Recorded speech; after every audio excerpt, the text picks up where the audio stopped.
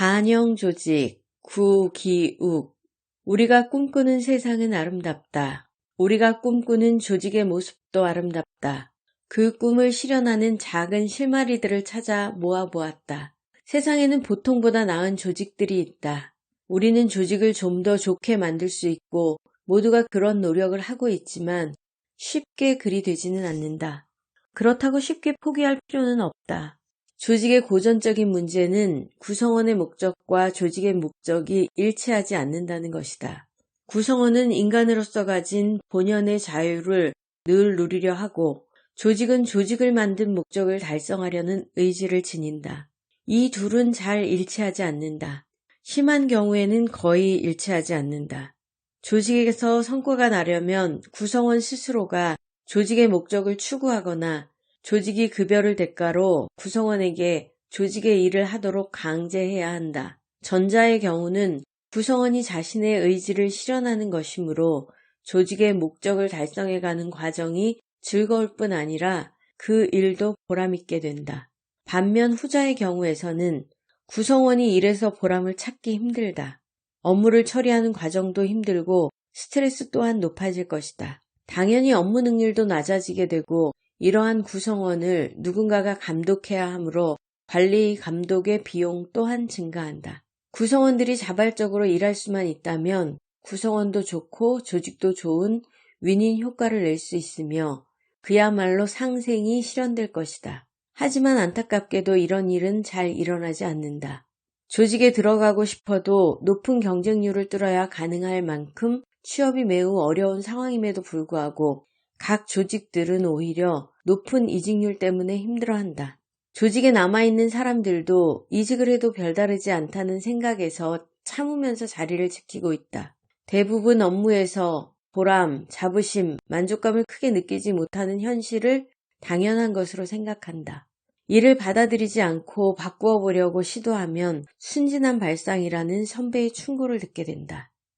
이러한 부정적 상황은 성실을 기반으로 하는 업무에서만 나타나는 것이 아니다. 소속감과 안정감을 기반으로 하는 인간관계에서도 비슷한 일이 발생한다. 사람들은 누구나 자신의 장점을 드러내고 싶어하며 자기의 단점은 감추길 원한다. 인정받고 싶어하며 무시당하기 싫어한다. 문제는 어느 한쪽이 인정받으면 다른 한쪽은 무시당한 것처럼 느끼게 된다는 것이다. 이것은 자연스럽게 구성원들 서로를 항상 경쟁 관계로 만들며 그 경쟁의 결과로 승패가 갈리게 하여 버린다. 조직의 인간관계가 이러한 경쟁과 승패의 관계에 내몰리게 된다면 어떻게 될까? 일부 구성원들은 승리의 즐거움을 맛보겠지만 나머지 구성원들은 경쟁과 패배에 의한 스트레스와 무기력에 시달리게 된다. 특히 강제 할당식의 성과급제를 채택하고 있는 조직의 경우 경쟁에서의 패배는 곧바로 개인의 재무적 손해에까지 이어지게 됨으로써 직무 동기의 중요한 요인인 자기 효능감과 자신감마저 잃어버리게 된다. 이 책은 바로 이러한 고전적 문제에 도전한다. 구성원들이 즐거워서 일하고 일하면서 보람을 찾으며 조직과 구성원이 일체가 되는 로망의 실현을 꿈꾼다.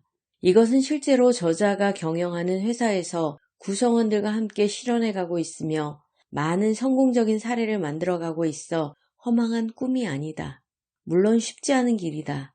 천길 물속보다 깊은 사람의 마음을 다루는 일이기 때문이다. 인간이란 그 인구수만큼이나 많은 다름을 가진 존재들이다. 그러한 각 사람들의 다양성을 인정하고 동시에 사람들 전체를 아우르는 보편성에 기반을 두어 서로를 협력하게 하는 일은 어렵다. 그래서 많은 사람들이 이루고 싶어 하지만 실현해내지 못하는 것이다.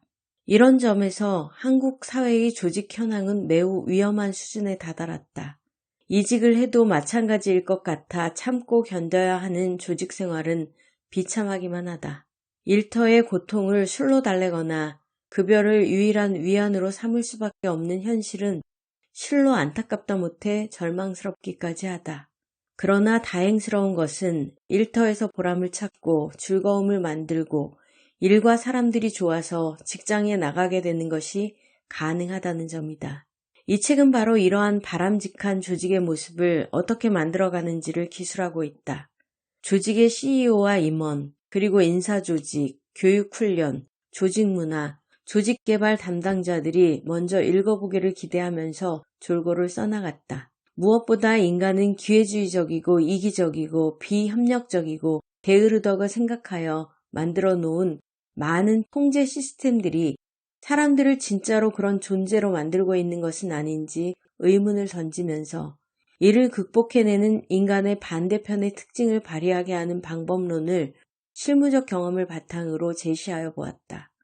그리고 그 핵심에는 구성원들의 의견이 반영됨과 그것을 이루어내는 퍼실리테이션의 철학과 기술이 있음을 주목하고 그 연관을 함께 깊이 생각해 보려 한다. 끝으로 가장 중요한 한 가지는 이 책은 저자의 것이 아니라는 점이다.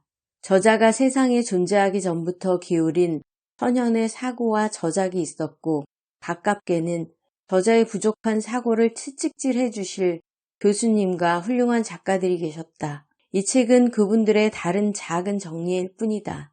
그리고 저자의 몇몇 지인께서 책을 내보라는 진심의 권유도 저자에게 커다란 힘이 되었다.